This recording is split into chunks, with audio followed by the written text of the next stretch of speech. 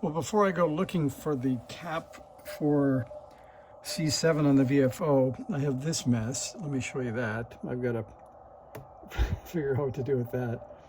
So the lucky thing is the varactor diodes, let me back up and I'll show you a schematic.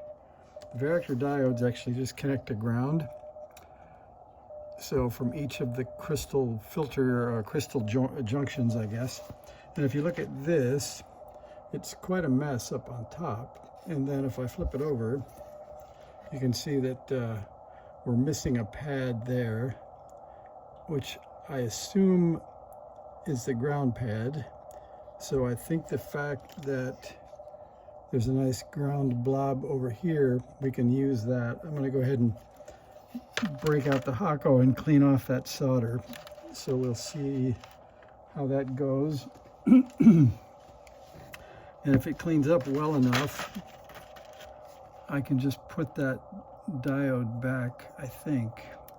So that got the diode off, you can see that. So now we'll see if we can get a little solder cleaned up. Can't quite tell. I don't think T2 is supposed to connect to that.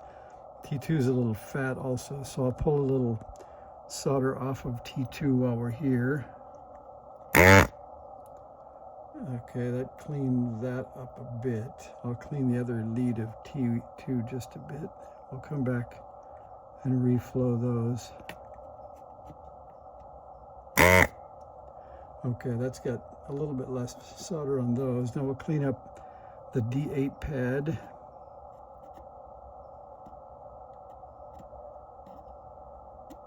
I think it still has a lead in the hole. I think that's the problem. And then it looks like the way they do it is they run a ground lead, or the way this guy did it, I should say, he ran a ground lead from his homemade R-Pack into the hole where that varactor is supposed to be. So that kind of bites that. Maybe I can suck the other side of that and we'll get both leads in that hole.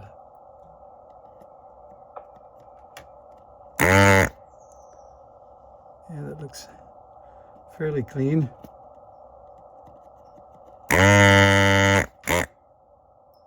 Yeah, I think we can live with that. So let's see if that lead will pull through or if that's connected to the lead on the R-Pack. No, that's loose, but it's not going to pull through. So that apparently is that resistor. So let's see, I think we have a little poker here that may or may not have been involved with the Hako damage.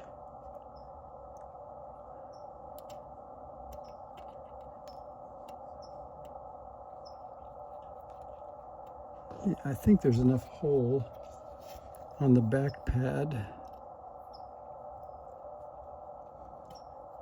That looks okay, and then you can see light through that other one. So I don't know why this looks quite that ugly.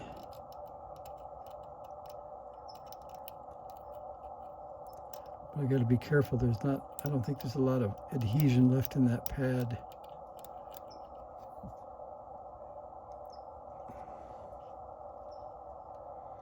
That's pretty hard to tell if that is not shorted or not.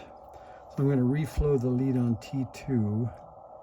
It certainly looks like there's some copper here. Right there.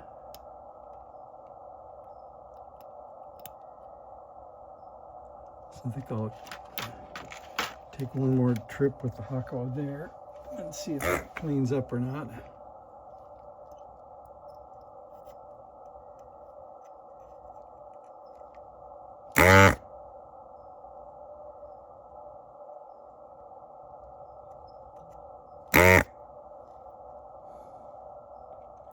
Well, that's what we got. It's not that pretty, but I think it's not shorted, and I think it'll hold the diode. So that's where D8 is going to go back in.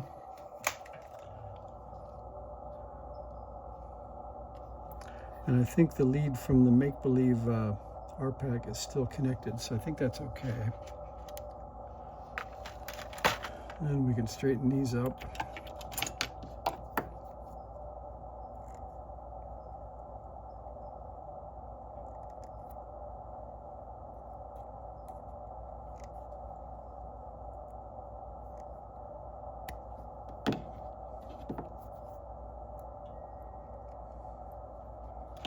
All right, we'll call that good. We'll see if that'll go down the hole. And these have kind of a unique, see if you can see the top of that. I guess, is that a trapezoid shape? So we're just going to put it the same direction as the other two.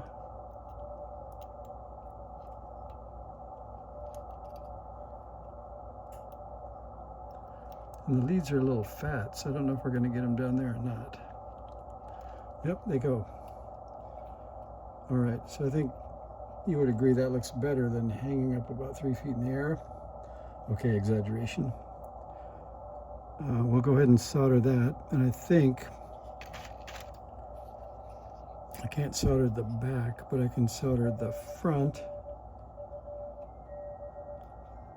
We can solder the one lead on the back. That should hold it in place.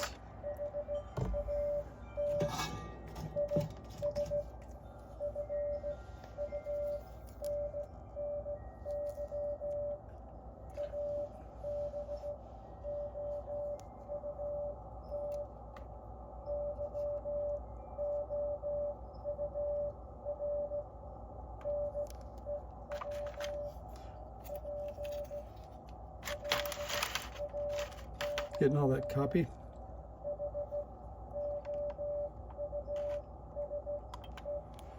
All right, here we go, trying to get underneath and not burn anything.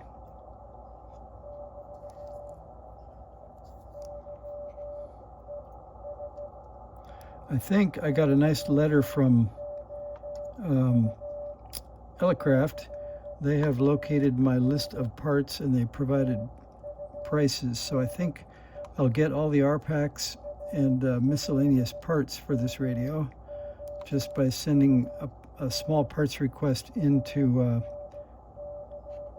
Elecraft, and their person there went and found all the part. I had all the part numbers, but not the prices.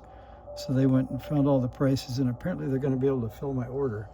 So that will make this K1 a little bit more original than it would have been had I gone on Amazon and tried to find all those parts. Well, those pads are not in great shape, but I think that looks way better, and it'll be mechanically stable. And I still have to change RP1, so we'll wait until that happens also. So if I get C7 back in over here, I think we have a complete board again now that we can power up. And the filter should work better now that it has three diodes instead of 2. So we'll see if that sounds better. So I think, oh, I better cut those leads off. We'll see if I have to get up in the attic and get a box and get the new C7 cap out. So I'll come back for that. We'll change that and we'll power up right after that. So thanks for watching.